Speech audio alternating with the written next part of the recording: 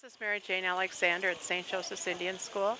Today we're celebrating our 33rd annual powwow, and we have quite a few visitors, donors, as well as alumni here. Today we will have over 2,000 people here for different activities. The activities started yesterday with dream catcher making and storytelling and drums. We always invite the public and anyone that's welcome that like to come to our powwow. It's always held the third Saturday of each month with events starting on the Friday before. I've been at St. Joe's for 37 years. I have worked in the dorms and taught many years and been principal. I currently work with alumni, and we are trying to locate our alumni. We've had over 1,000 kids graduate from our school since 1927.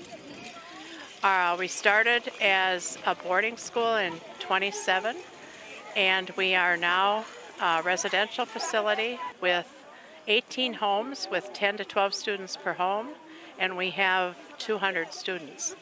The last 10 or 12 years we've had a high school program that we have built on.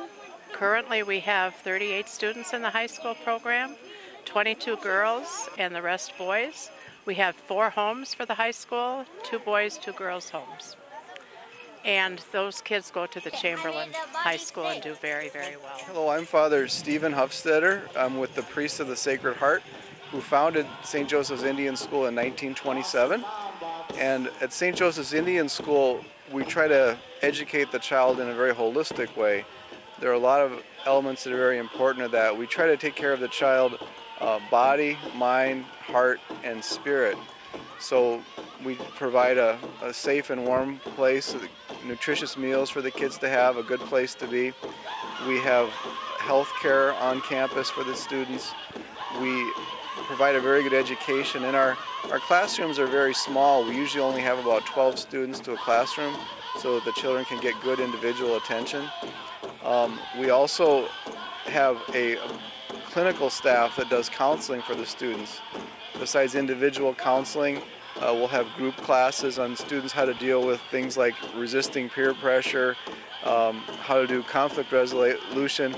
And you can imagine with kids there's always a little bit of conflict once in a while. We've got to get them to work it out in healthy ways. But that spiritual piece is very important.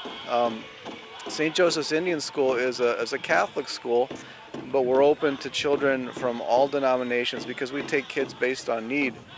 And for the students who are Catholic, we provide all the basics like sacramental preparation. We try to give all the students a basic biblical education and help them to understand that tradition. But we're also respectful of Lakota spirituality. And so we try to find ways that the students can integrate them. We have an inipi, a sweat lodge on the campus grounds. And we have some contact with elders on the reservations that can come in and do ceremonies with the students as it is asked for and needed. But even with our regular religious services, we try to incorporate some of the Lakota traditions, language, music. We have a drum group that will sing honor songs and prayer songs. We will do often smudging with sage to purify a place, to set up the atmosphere where people can be able to pray. I was told that when you work with children, especially with any at-risk children, the 2 things that often help them to negotiate their way in the world is long-term relationships with healthy adults, but also a sense of spirituality to kind of find their way in the world. And I think at St. Joe's we're in a unique position to try to provide both of those kinds of things.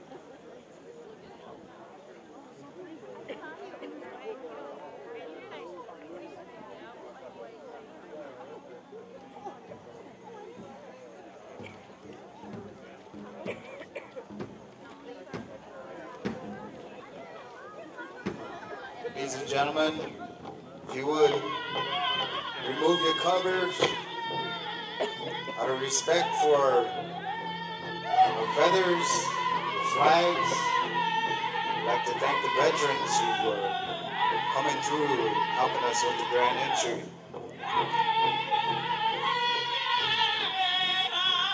For us, will always remain a very important part of our life.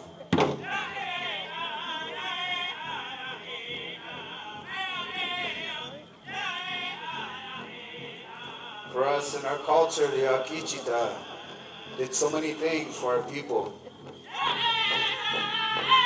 Helped them in many ways to keep the peace. Those who needed help were there. So as these veterans walk by, smile at them. Tell them thank you. Little boys traditional, little boys grass.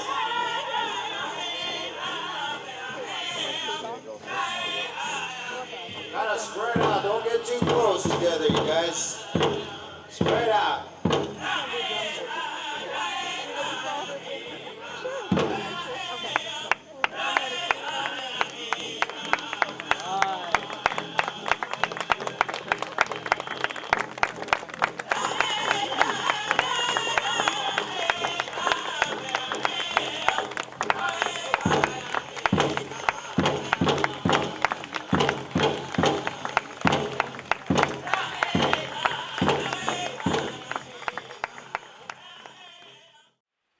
I came to this school in 1933,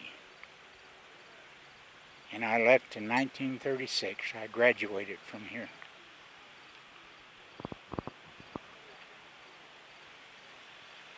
Then I went on to another Catholic school in Athens, Georgia. I graduated from there when I was 17 years old. Ladies and gentlemen, students, and whomever you are, or wherever you are, I got the best education. Money couldn't buy that education that I got here, nor in the high school that I went to in Athens, Georgia. I am really proud of the fact that I graduated from high school. I was the only one in my family that did this. And I was the only one in my family who went to college and got his degree.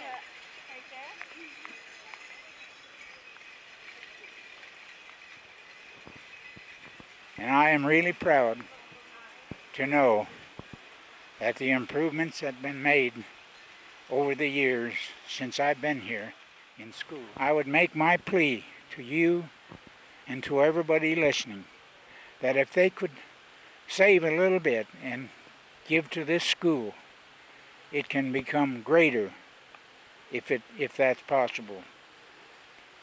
And our children from the reservations will become prominent citizens and be an asset to the country and not a liability.